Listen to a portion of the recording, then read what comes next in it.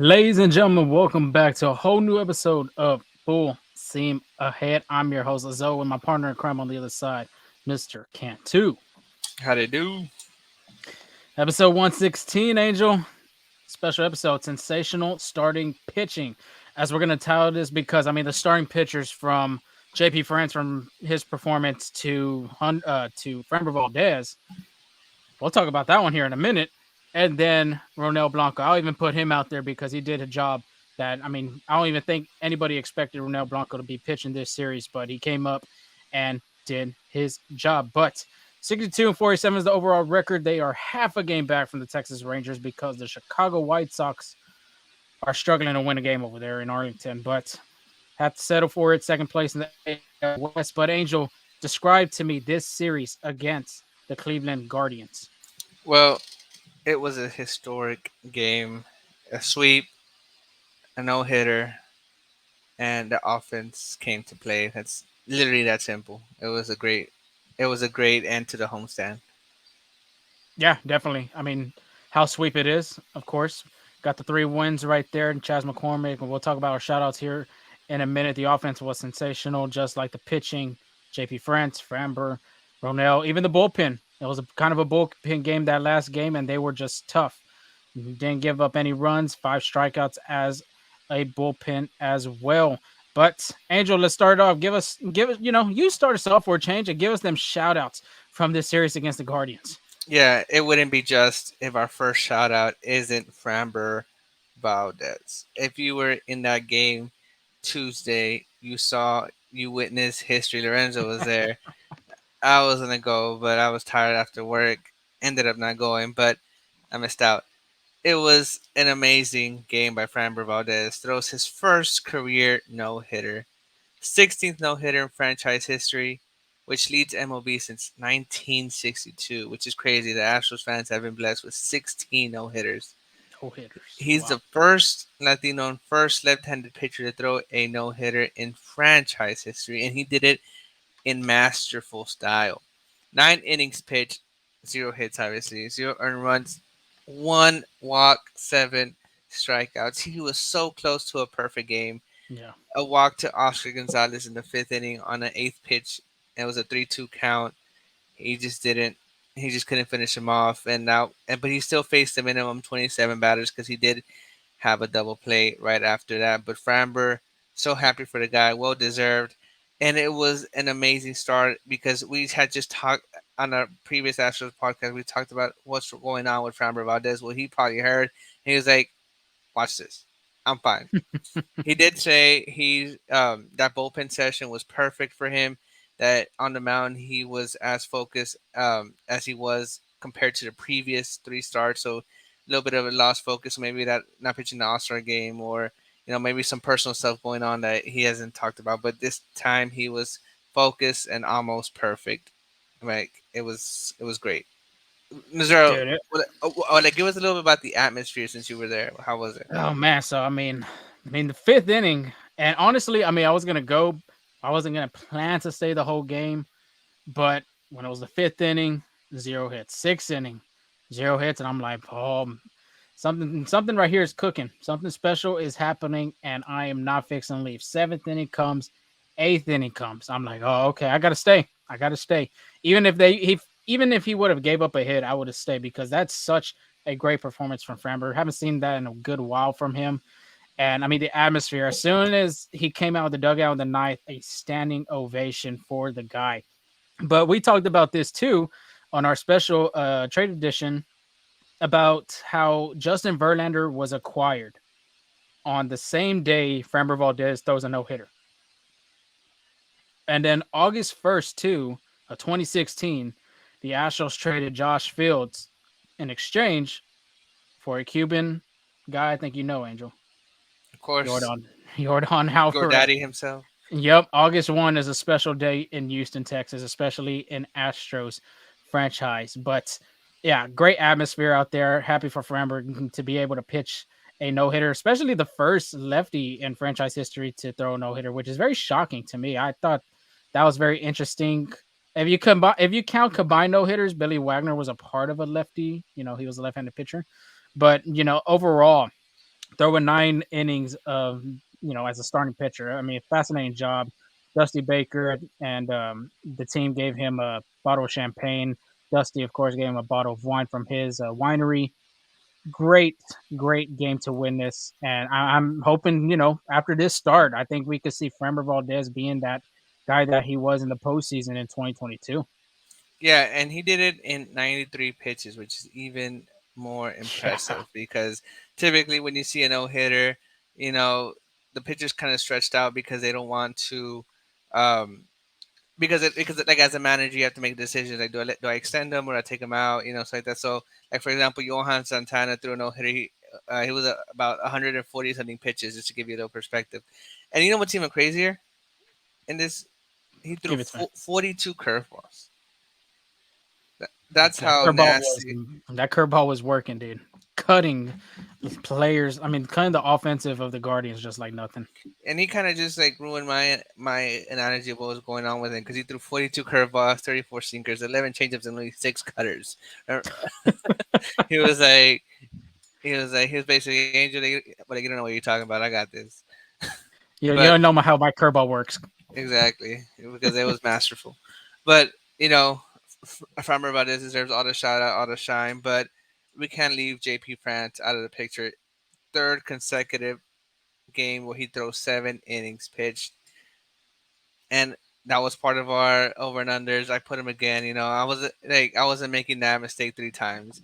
I So was just like not having the jinx. I was like, if I go over, then I'm kind of screwed. And next thing I know, JP France throws some type of other game. But I'm glad the guy got 7 innings, man. That's yes, awesome. 7 innings, 7 hits, 2 earned runs, 2 walks, 6 strikeouts, 97 pitches. Now hear this out. In July, he was 4-0 with a 2.30 ERA. He threw a total of 31.1 innings pitched, 33 hits, 8 earned runs, 6 walks, and 20 strikeouts. I don't know, JP France. I don't know. So, what do you think? Do you think he's in the conversation for Rookie of the Year after these performances? I think you got to give him some at least some type of love in the Rookie of the Year, conversation. And of course, he's not the guy that was the highest prospect. Like you got guys like Jordan Walker, Gunnar Henderson. There's so many others out there as well. But the way he's been pitching, especially for a World Series contending team like this that has struggled to have healthy pitchers through this season, and you had to ask a rookie to step up, and he's been the most consistent pitcher after this second half. My props to this. I mean, you got to give him props. You got to give him props. You got to give him his roses because he deserves some love and he deserves to be, talked about in the Rookie of the Year now. Most definitely. I think he's proven himself worthy. And even more exciting news, I think he'll be a great starter or even a great bullpen guy in the playoffs. So look Hmm. out for JP France. And then I know like the future's bright for him. But let's talk about a guy who kind of gave like the Brandon Bielak type of vibe earlier this season. Called up at 10:30 in the morning, and they were like, "Hey, you're pitching today, all right?" He went 4 innings, 5 hits, 2 earned runs, 4 walks, 3 strikeouts. It wasn't his most effective outing, but he got, like you said on the tweet, he got the job done. Hmm. 77 pitches, 48 strikes. He saved the bullpen a little bit. Um, Johnny had to throw what 6 innings, and then Framber Valdez, and after Framber Valdez no hitter, they were totally fresh. So that's why Yeah. that explains their dominant outing. Now, interesting note: he was optioned back to AAA right after the game, Hmm. which is his 4th time this season. And per Channel Rome, he said that if he gets optioned one more time, then he'll be exposed to waivers. So that means if the Yeah. Astros recall him this season, he would have to stay on the major league roster, or the Astros will have it like would be close to losing him. Because I know other teams are looking at Ronald Blanco and what the Astros done with the guy, and they know they see a bright future in it. So it's hard now. Maybe the addition with Verlander and Jose Urquidy coming back, you don't need Ronald Blanco until next year, or maybe September call-ups. But Hmm. as of right now, I don't see Ronald Blanco making another start. The Astros will roll with a 6-man rotation.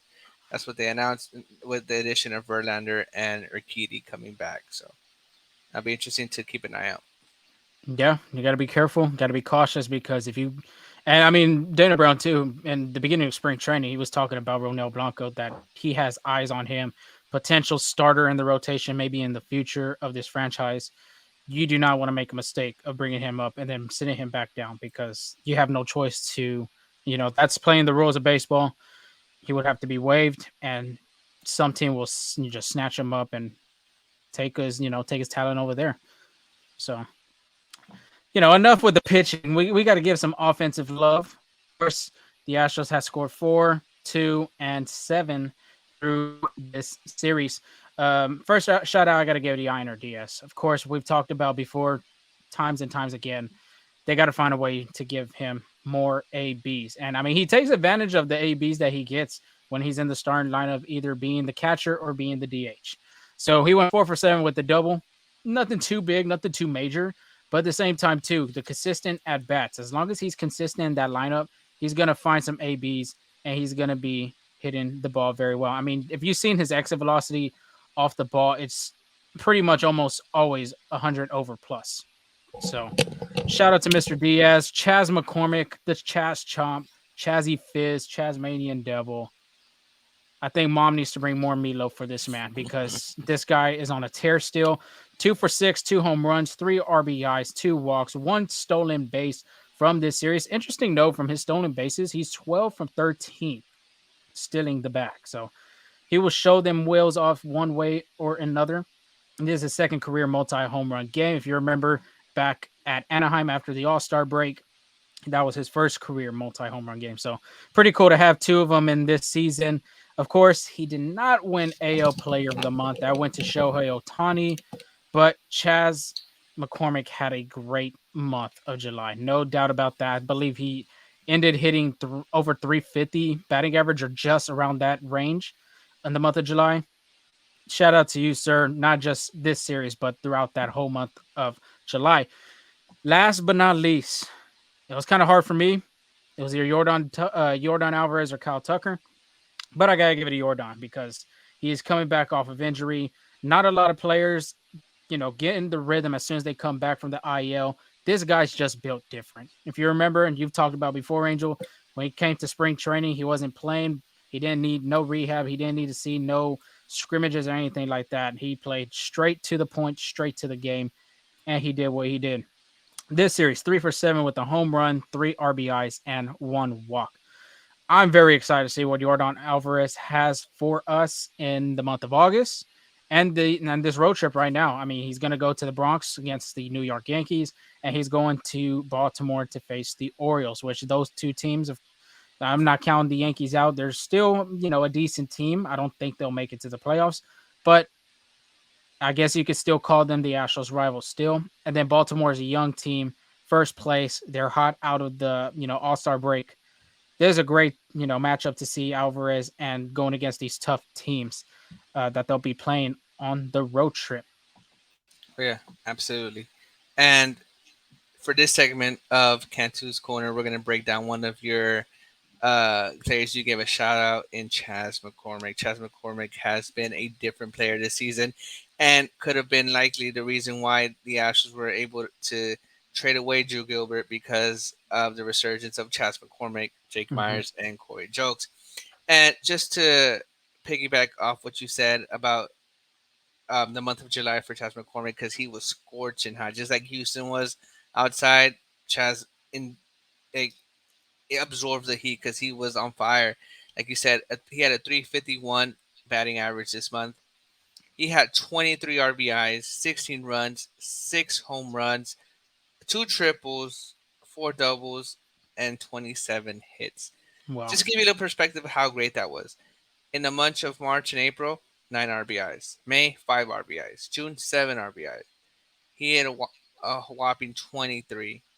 And this month alone, he hit more home runs than he did in the previous months as well.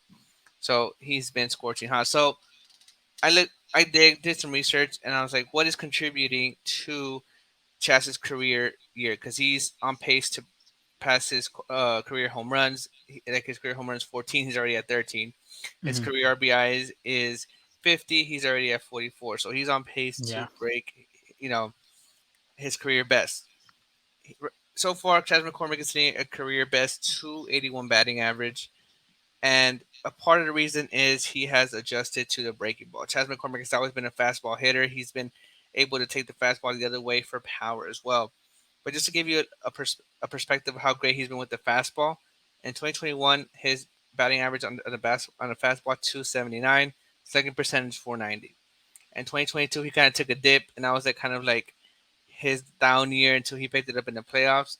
Hmm. Batting average against the fastball 309, second percentage 586. In 2023, batting average against the fastball 296 and slugging percentage 576. I don't think those numbers surprise anybody because Hmm. again, Chas McCormick has been a great fastball hitter. But now his improvement on breaking pitches. In 2021, his batting average on breaking pitches was 216. In 2022, it gets even lower than that. His batting average on breaking balls was a buck 105. Literally, like Wow, worse than Maldi's that's batting bad. average Yeah, total. Like, yeah, terrible. That's like a yeah. hit every I don't know, like what 50 breaking balls. In 2023, his batting average on breaking balls 253, a big improvement. With a Yeah. slugging percentage on breaking balls was 448, which beats his career best by like a lot because in 2021 slugging percentage on breaking balls 378. 2022 slugging percentage on breaking balls was 137. So 448 completely dominates those numbers. He's Hmm. also been a little bit more play discipline. I think he in years past he had a high chase rate. Last year it was 27.1. I'm sorry, last year was 29.6 chase rate.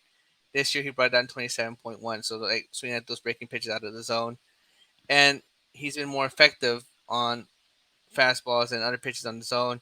His zone percent contact is 76 compared to last year, which is 74. And then his WOBA is top five in the league at 381. So he's Wow. that's weighted on base average. So he's getting on base a lot more, walking a lot more, and just hitting the ball a lot more. And he's been absolutely dominant. The Astros are, I think, grateful for that because they're able to rely on somebody in center field. Because coming into the season, center field was a question mark, and Chas McCormick saying, "I'm the guy," basically. Not just that. I think too when the team optioned him to triple A at a time, I believe that was last year. That kind of got him. Yeah, and it brings you down a little, but it makes you work. It makes you more motivated to go out there, learn, see what you're doing wrong, what we need to do better when it comes to spring training next year. What do I need to improve on? Strengths, weaknesses, stuff like that. And what you were explaining right now, I mean, a lot of strengths has happened, a lot of increasing of his play discipline, especially the decrease of his chase rate. That's one of the big things because Chas McCormick for this team right now this year with a lot of injuries too. Jordan Alvarez, Jose Altuve. Of course, Jose Abreu wasn't, hitting at the beginning of the season. Now he's kind of settled in on this lineup. No one knew Chas McCormick. I think we probably thought he was going to be the last one to kind of step up for this team. And he's done a great job doing that. Of course, like you were saying with the numbers 350, I believe you said two triples, four doubles, six home runs. That's phenomenal. And then right now, Chas McCormick already has two in the month Oh of yeah, August. I forgot to mention that. Like the month didn't stop him. Like the end of the It's month didn't not. stop him. It's he's just continuing on. He instead of saying, "Okay, July wasn't my month, let's go August." Let's see if he does break over 350 in that batting average, and if he does, there's a possibility he could be hitting 300 by the end of August. So great to see Chas McCormick stepping up in a big way for this team, like you were saying. And then before we even move on to think about him pulling the ball. Yeah, He is always a guy that's been sending the ball the other way, home runs, down the line to right into right field. He's been hitting a lot of home runs to left, dude. It's crazy. Um, yeah, he's kind of instead of going to the right side of the field, now he's using the whole field. I haven't seen a ball go left field like down the line, but at least to the left fielder by the Crawford boxes or left center between the guys in left and center. So I have the number for that too. give it to So us. the pull percentage in 2021, 38.5.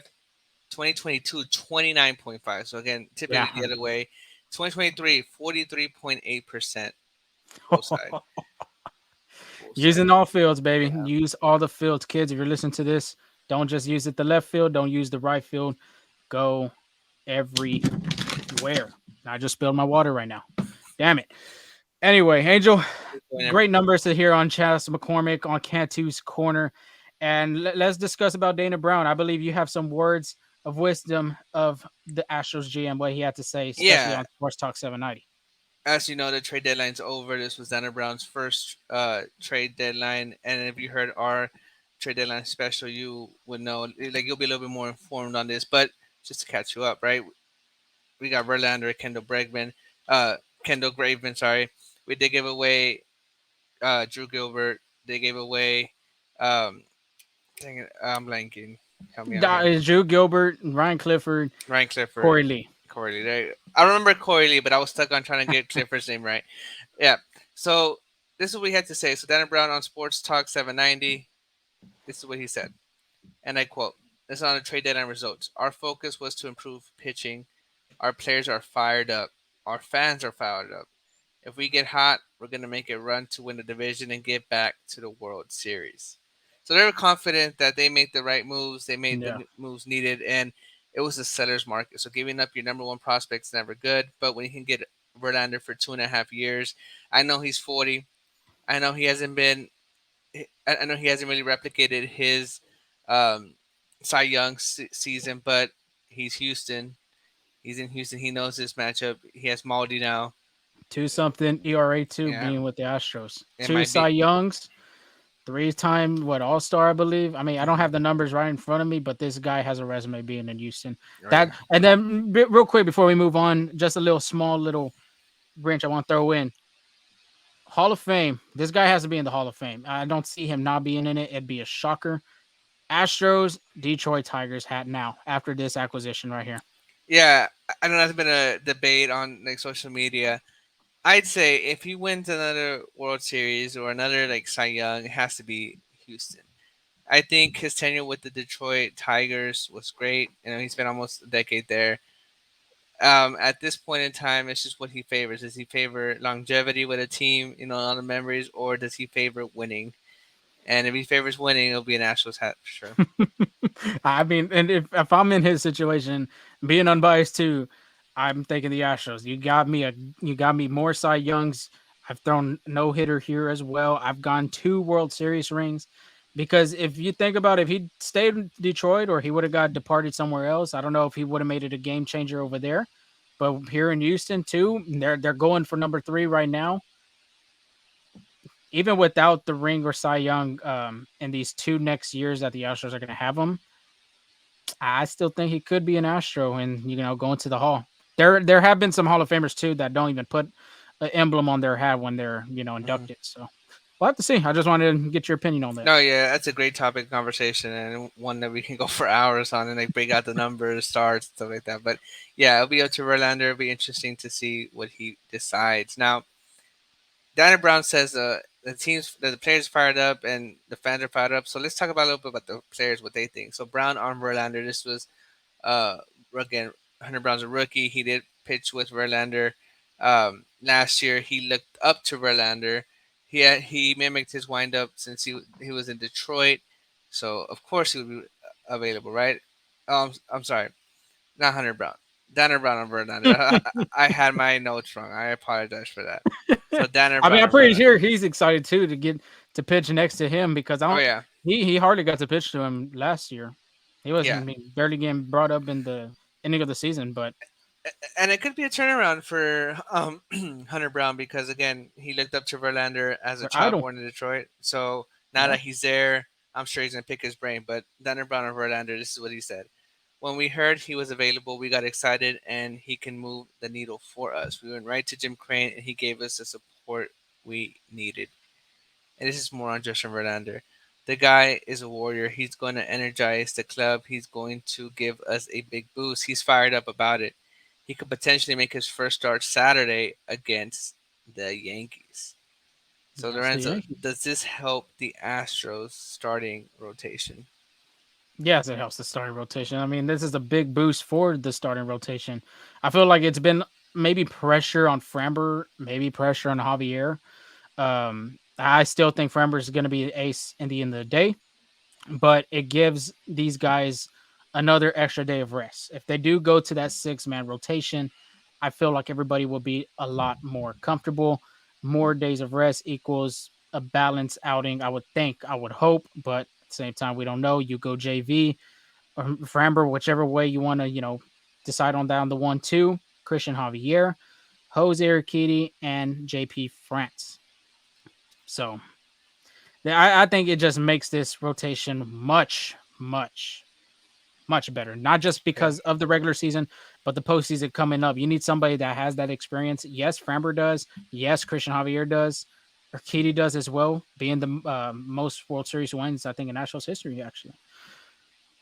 He is the guy that you want in that rotation. So that's my perspective. It just bolsters this starting rotation. No, I agree with you 100%. That's why we gave them an A on yesterday's podcast because they felt the holes they needed.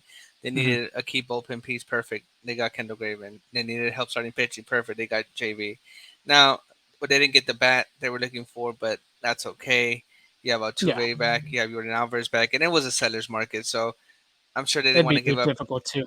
Yeah, I'm sure they didn't want to give away any other prospects because they, again, how I mentioned before, they gave away Drew Gilbert, which was the top prospect, and this is what Dana Brown Mm-hmm. had to say on trading Drew Gilbert.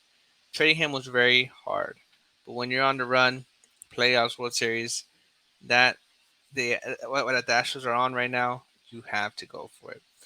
Like I said yesterday as well, this makes the signing of Kyle Tucker crucially important. You don't have a unless you make a free agent signing, you don't have a backup now. Like Drew Gilbert was Yeah. gonna like if you couldn't if the Astros couldn't reach terms with Kyle Tucker, well you have Drew Gilbert you can fall back to. The Astros don't have that right now. Mm-mm. Looper Fielder, I think that's his last name.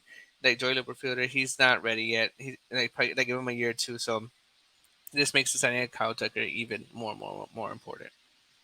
Yeah, can't forget about Jacob Melton, number one guy Mm-hmm. now, being in the farm system. But like you said, it's going to be very important if they could find a way to get Kyle Tucker to stay with the Astros for the long run. But let's get that preview going, Angel, and they will be heading to the Bronx. The Bronx Bombers, the Pinstripes, the Jungle. The last time the Astros were at Yankee Stadium, you got to go to the ALCS when they swept them at Yankee Stadium, the house that Ruth built, the house that Jeter built, whatever you want to say it. I know George Steinbrenner, the father, is probably pissed at the way how the Yankees are been playing right now, but Brian Cashman, Hal Steinbrenner, which is George's son, I mean, they're doing whatever they can, doing the best they can to keep this Yankees team to be in the postseason for this year. But the last in the AL East, they are 6-4 in their last 10 games with a record of 56-52. They just won their last game against the Tampa Bay Rays, but they dropped the series against those Rays as well. Garrett Cole is on the mound, so we won't see Coltrane in this series. Thursday, 6:15 start time, Central Time in Houston. Christian Javier will be on the bump for the Astros. 7-2 with a 4.33 ERA versus Clark Schmidt, 7.6, 4.39 ERA. And Christian Javier, his last time versus Tampa Bay was very promising. 6 innings, 3 hits, 3 earned runs, 2 walks, 9 strikeouts. We talked about this before too, that he had got an uptick on his fastball going to hit 95 multiple times. I believe it was 7, if I could think correctly. Went through 6 innings for the first time since June. I don't have the date on me at that point, but it was in June. I remember that.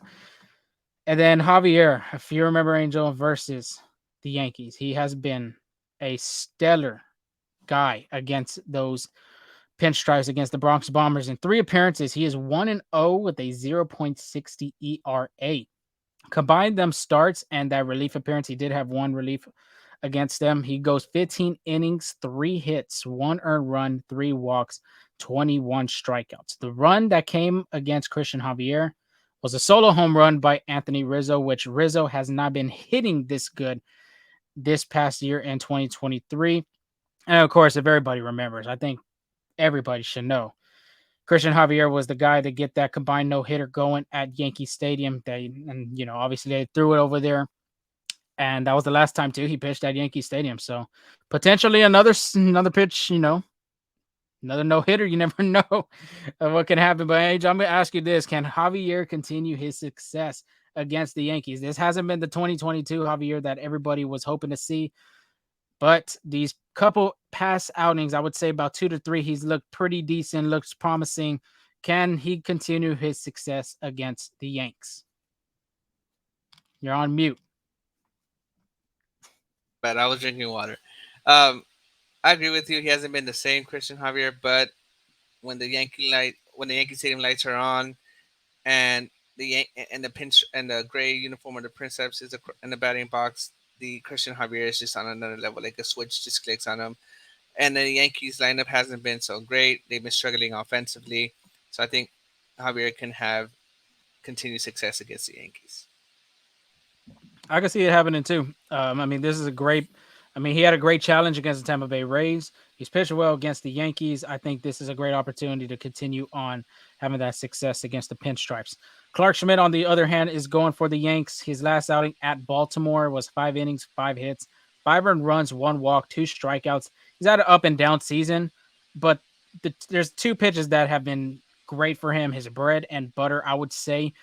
He is ranked the 100th percentile on his fastball spin, and this is on Baseball Savant, meaning the 100th, the high numbers are great numbers in Major League Baseball. Like I said, 100th percentile on the fastball spin, 95th percentile on his curveball spin. So, got to watch that fastball curveball mix in this season. But he has a 5 pitch arsenal, which this is kind of weird because he doesn't have a fastball. I'm guessing you could count the fastball spin either for the cutter or the sinker. And like I said, them are 2 of the pitches that he throws. He throws a sweeper, a curve, and a change. But you're going to see majority of the time these 4 pitches. You're going to see the sweeper 30.2% of the time. This has about a 29.55 RPMs, revolutions per mile. Cutter, you got 26.1. And this is interesting too. Last year he didn't have no cutter. But this past year, he just, coming up to spring training, working with the pitching coaches, he just developed this pitch, and this is his second best pitch in his arsenal. So just be aware of that cutter. He got the sinker 23.9% of the time. Curveball, 18.3. This is his 4th best pitch, but he has some RPMs on it. 2939 RPMs. Like I said, it's the 95th percentile with the spin rate of this pitch.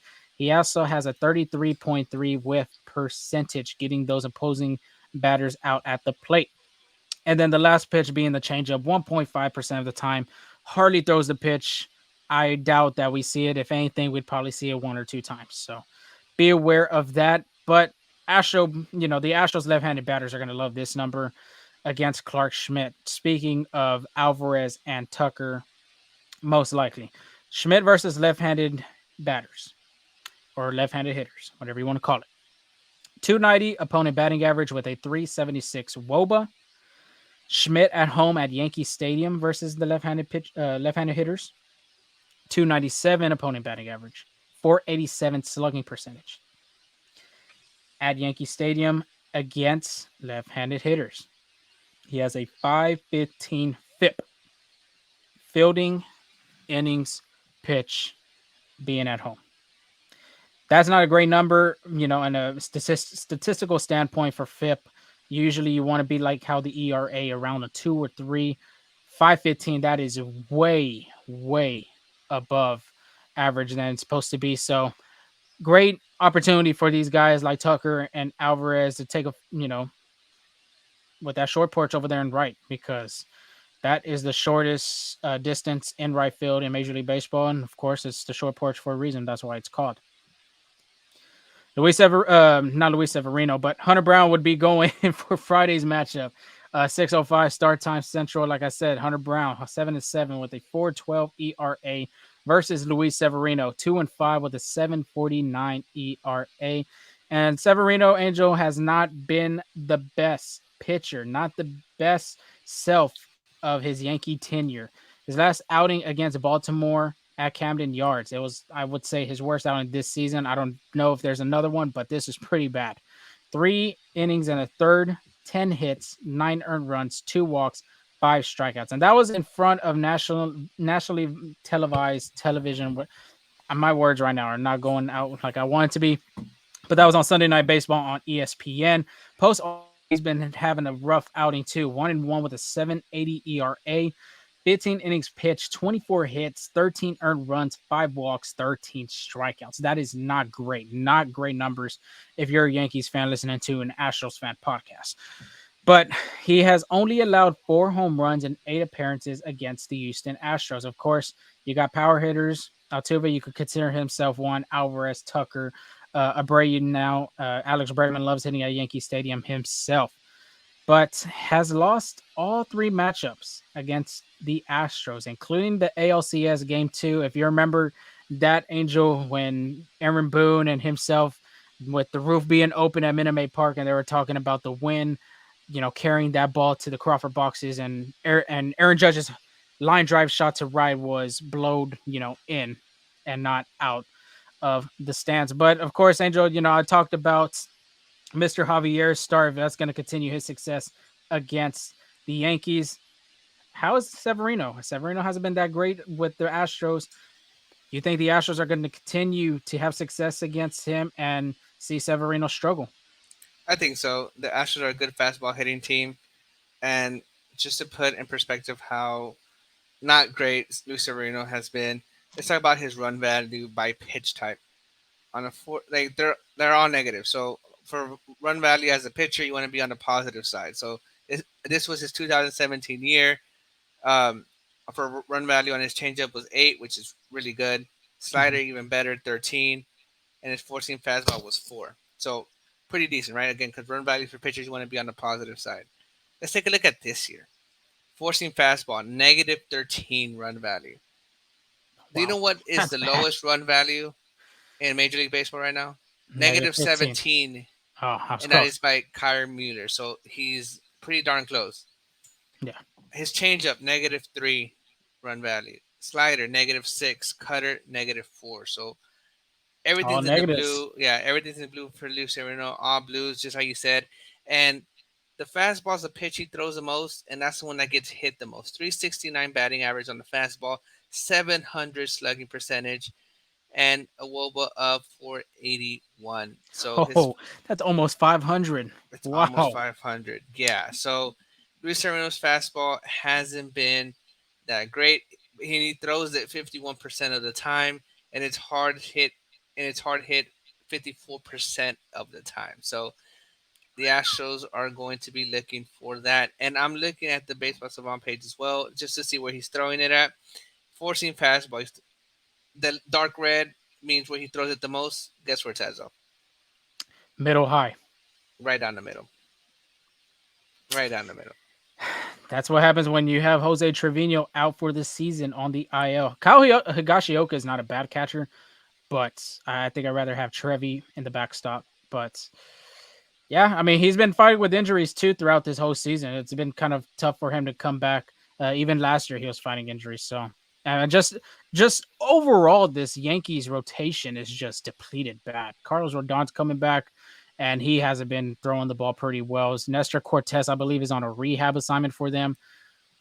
It's just been very, very haunting for the Yankees and the starting rotation themselves, man. Absolutely. So Saturday and Sunday, it's been to be determined for both teams, but I firmly believe it's going to be Justin Verlander Day, one of those days. And we haven't seen a JV Day since the World Series, Angel.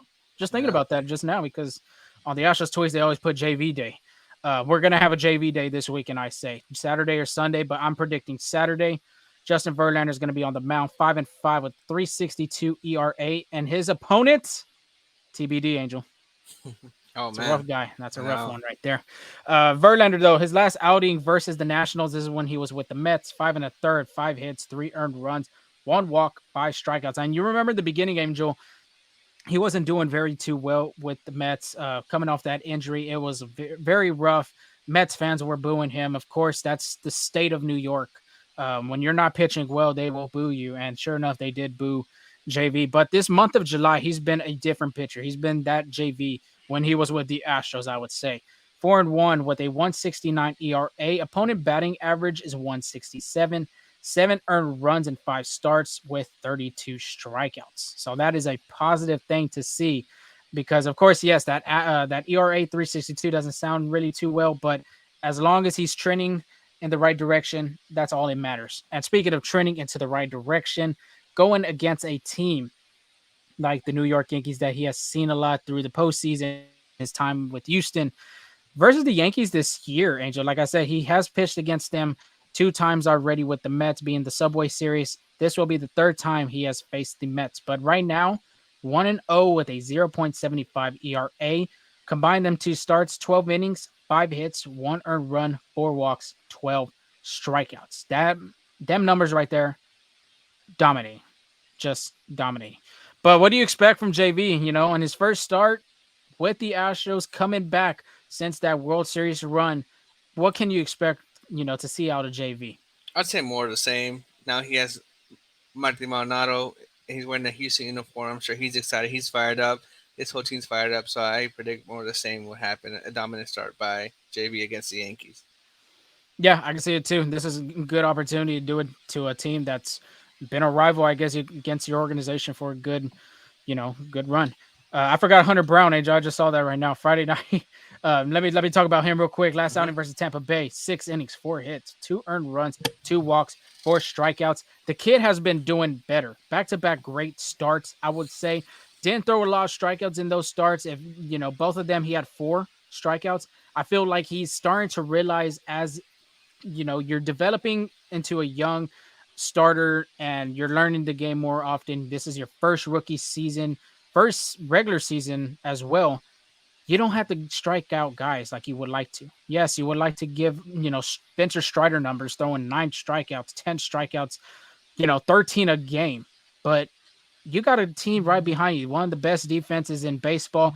This year hasn't looked like that, but in previous years, especially when you got a good bench coach like Joe Espada that prioritizes in defense, you're gonna do a damn good job. And sure enough, he's been doing that these last 2 starts, just letting the defense play behind him, making the hitters just put the ball in play. I think as long as he does that, it's gonna be a great opportunity for Hunter Brown just to dominate the Yankees. Sunday's matchup, I would say Jose Urquidy gets his first start since April 30th. 12:35 start time. He is 2-2 with a 5.20 ERA. Like I said, when's the last time Jose Urquidy pitched? April 30th versus the Philadelphia Phillies at home. 5 and a third, 3 hits, 2 earned runs, 1 walk, 3 strikeouts. Angel, of course, he has developed the sweeper. He loves the sweeper. We're gonna see a lot of mixing through his fastball, his sweeper, and I'm gonna say the changeup. I do see him still being one of the best changeup, throwers in this rotation. We're gonna see 3 of those pitches in this game, either between Saturday or Sunday. Like I said, it's gonna either be one of those days Verlander and Urquidy switch, or like I had predicted, Saturday would be JV and Sunday would be Urquidy. But other than that, Angel, this is our preview 4 game series against the Yanks. Should be an interesting matchup because the Yankees aren't as strong like they were through the times that the Astros have faced them. It could be different. The Astros could play to their competition, especially these pitchers like Clark Schmidt and Luis Severino, who has been struggling this year. To be determined to them, other 2 pitchers for them that will start Saturday and Sunday. But of course, we will let you know who will that be. But a great opportunity, Angel, to get this series win against the Bronx Bombers. Definitely, it'll be a 4 game series in New York. But like you said, Astros have had the Yankees number, so Astros fans are hopeful it can be a little bit more of the same. Now it is time for our MVP and our hot takes. Last week I had Altuve, France, and Astro acquired left-handed hitter, and now hit the Guardians. Well, I would say 2 out of 3. France was great, and the Astros did not acquire left-handed hitter, but the Guardians did move Josh Bell, switch hitter, best left-handed, and thanks to thanks to Framber Valdez's no hitter, the Astros did out hit the Guardians as well. My new window for the Yankee series is Jordan makes New York his his home. I say Jordan has a big game against the Yankees. I know it hasn't been officially announced yet. Jim Crane did say it in a text though when he did text Verlander is that he expects him to pitch against the Yankees. So my pitching MVP is Justin Verlander. And Gotcha. my hot take is Astros don't let any Yankee starter have a quality start this series, and that's 4 games. So Yeah, I like that it'll one. be interesting to see.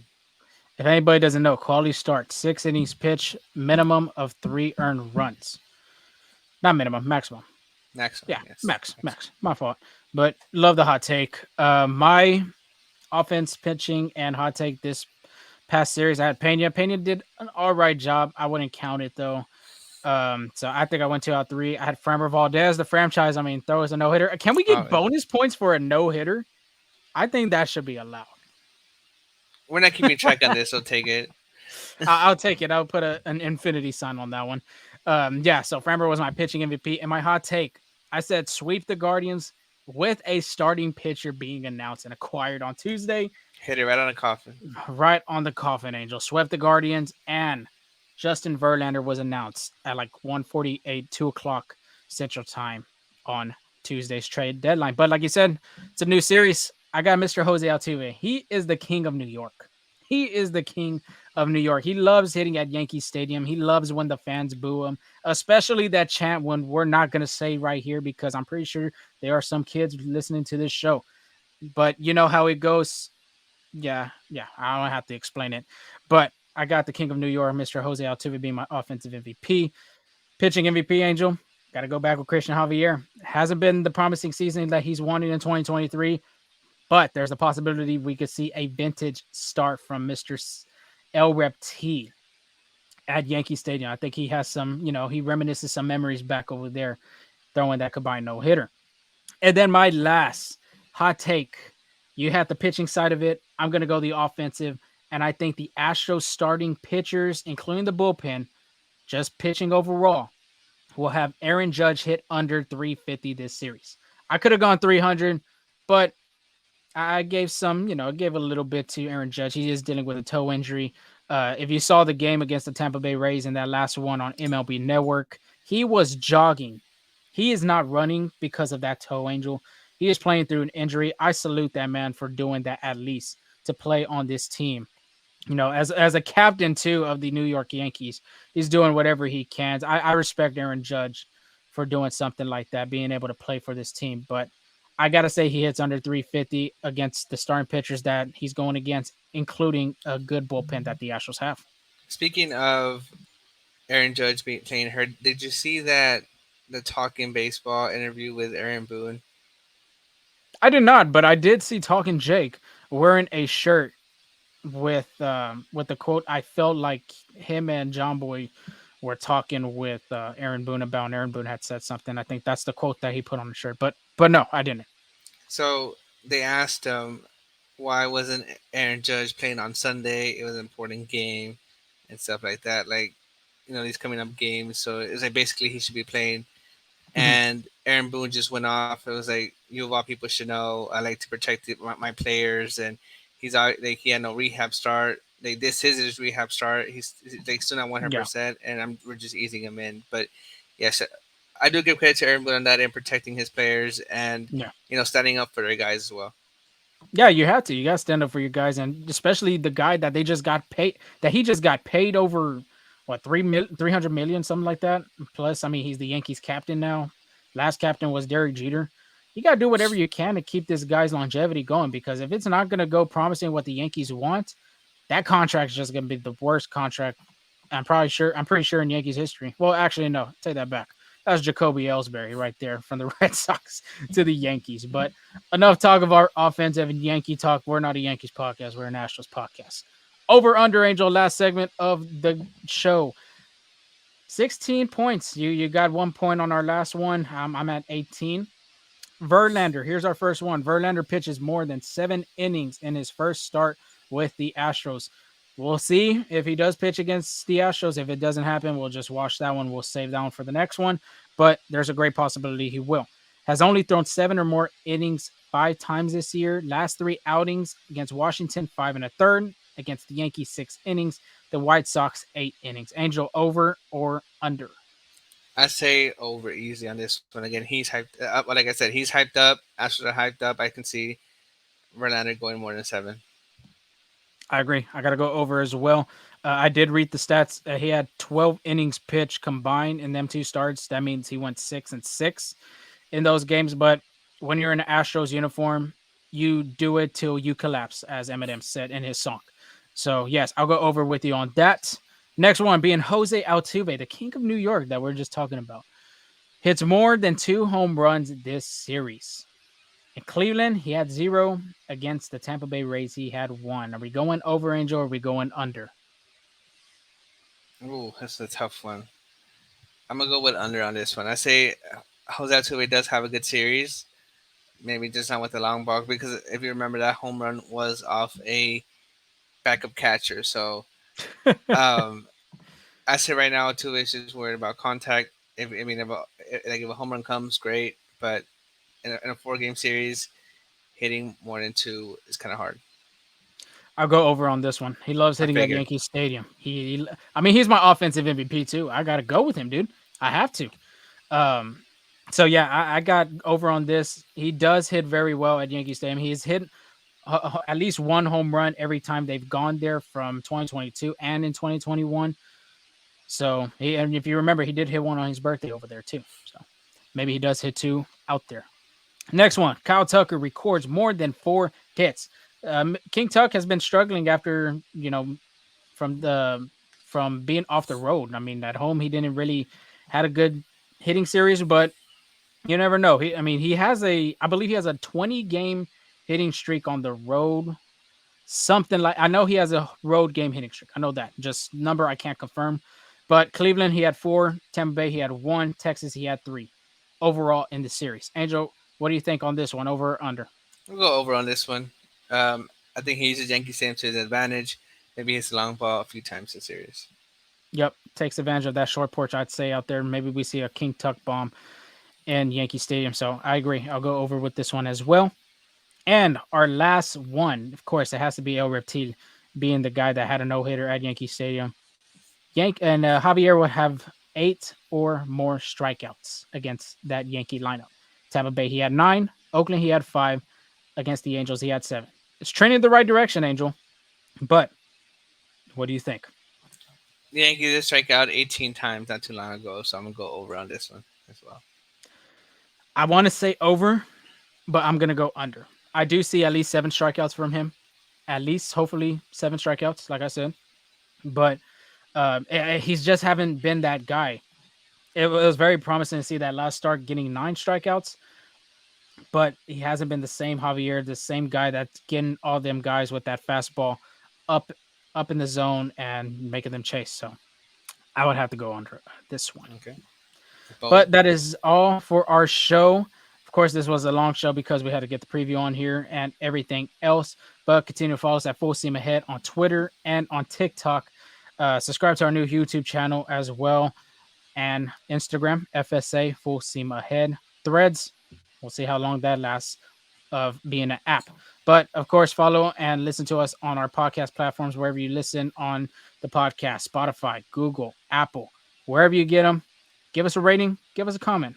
We love to improve on and hear your feedback. But Angel, do you have anything else before we sign off? No, thank you for listening, and it'll be an exciting series against the Yankees. Very exciting series. Of course, everybody knows how this rivalry is. I don't know if people want to even call it a rivalry after after the Astros swept them in the ALCS, but we will have to see. The Yankees are always a tough opponent when the Astros face. We will get y'all that recap, and we will give you the preview with the number 1 team in the AL, the Baltimore Orioles. Y'all catch y'all later, and y'all stay safe out there. Peace.